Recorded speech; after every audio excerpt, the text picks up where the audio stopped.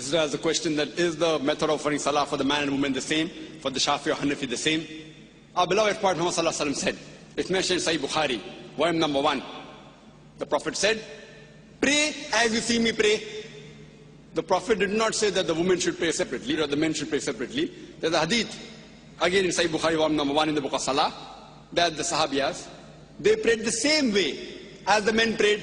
There's no different type of praying for men and women. You should pray the same as the Prophet prayed, irrespective whether you're a man or a woman.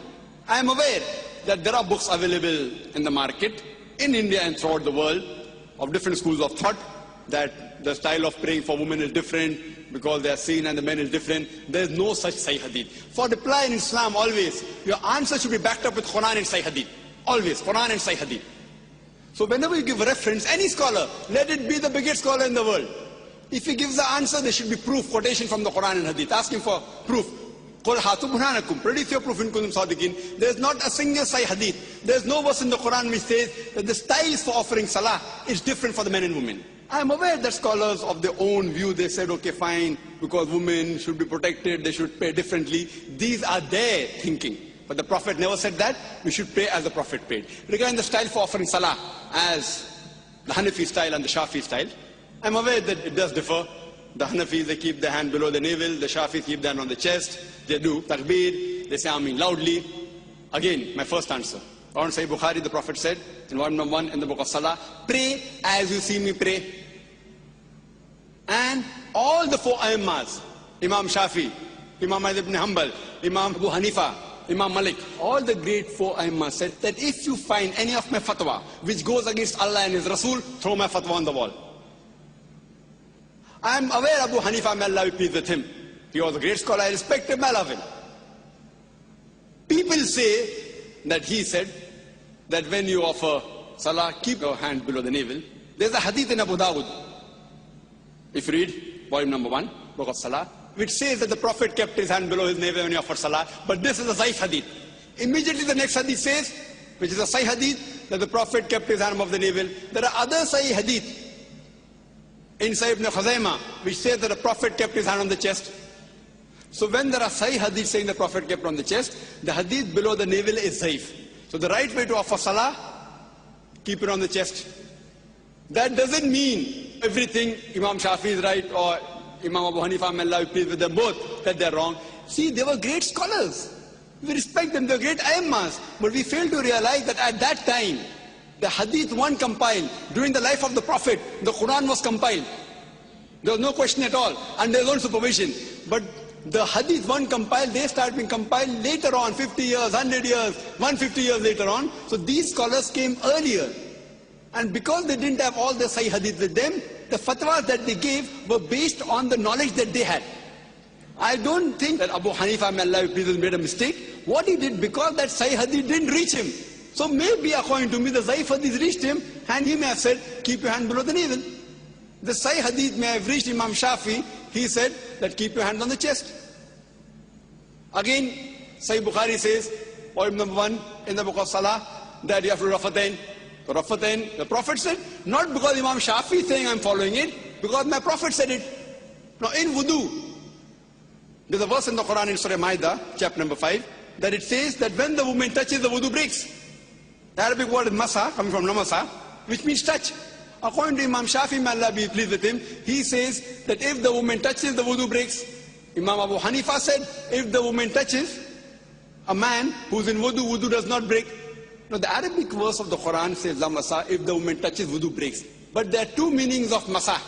One is a sexual touch, and the other is a physical touch.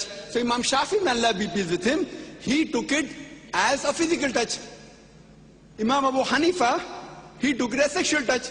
So both had a difference of opinion. But when you go to Sunnah Abu Dawud, volume number 1, in the hadith of Aisha, may Allah be pleased with her, the Prophet was in wudu, he kissed her. And the Prophet, without doing wudu, again went for salah. There's another hadith in Sahih Bukhari, in the book of Salah, volume number 1. The Hazrat Aisha was sleeping, Prophet put the leg on her for salah. So this proves that physical touch does not break the wudu. So here, Abu Hanifa, may Allah be pleased with him, is right. And Imam Shafi, not that he made a mistake willfully, that hadith didn't reach him. So all were great scholars, and all the Imam said that if you find any of my fatwa which goes against Allah and His Rasul, then throw my fatwa on the wall. So I say that I am a Pakka Hanafi. Dr. Zakir Naik is a Pakka Hanafi. Why? Abu Hanifa maybe gave the fatwa, keep down below the navel while offering salah, but the Sahih Hadith says keep on the chest. So while offering salah, I keep off my chest. I am a Pakka Hanafi. Imam Shafi said, if you find any of my fatwa which goes against Allah and Rasul, throw my fatwa on the wall. So Imam Shafi said that if the woman touches a man in wudu, wudu breaks. But Sahih Hadith says wudu does not break. So my wudu does not break if a woman unintentionally touches me. So because I've thrown the fatwa of Imam Shafi on the wall, he said that I'm a Pakka Shafi. I'm a Pakka Hanafi, I'm a Pakka Shafi, I'm Pakka Hanbali, I'm also Pakka Maliki. Pakka means staunch. I follow 100%. Other people follow 80%, 90%. Or 60% of Abu Hanifa. I follow total. All the great four Aimma said, if you find any of my fatwa which goes against Allah and Rasul, throw my fatwa on the wall. All these scholars were great scholars, we have to respect them. But you have to realize that the hadith weren't compiled. Today, everything on the fingertips, on the CD-ROM, in the books available. So now the scholars are there, and out of lack of information. For example, there's my brother, who's a doctor, and Copernicus. Copernicus was a great scientist. But my brother has more knowledge than Copernicus on science, even more than Einstein. But Einstein was more brilliant, because today science is advanced. That doesn't mean my brother is more genius than Albert Einstein. Albert Einstein is a much bigger genius than my brother. But now brother, because hundreds of years have passed, he has more information about science. So information he has more. But a bigger genius is Albert Einstein. Isaac Newton is Copernicus. But today, because science is advanced, we have the information with us. So those scholars were great genius. We love them, we respect them. But today the information has been compiled, so we have to realize, as Allah says in the Quran, in Surah Al-Imran, chapter number 3, verse number 103, وَاتَصِمُوا بِحَبْلِ اللَّهِ جَمِيعًا وَلَا تَفَرَّقُوا. Hold the rope of Allah strongly and be not divided. We should not divide ourselves into all sects. So the only way of offering salah is not Hanafi style or Shafi style or Maliki style. It is the style of the Prophet. And Imam Abu Hanifa, may Allah be pleased with him, Imam Shafi, may Allah be pleased with him, they told, if you find anything of my fatwa which goes against Allah and Rasul, throw my fatwa on the wall. So if you're a Pakka Hanafi, you have to offer as the Sahih Hadith says. If you're a Pakka Shafi, offer as what the Sahih Hadith says. Then you'll be following the true Islam. Hope that answers the question.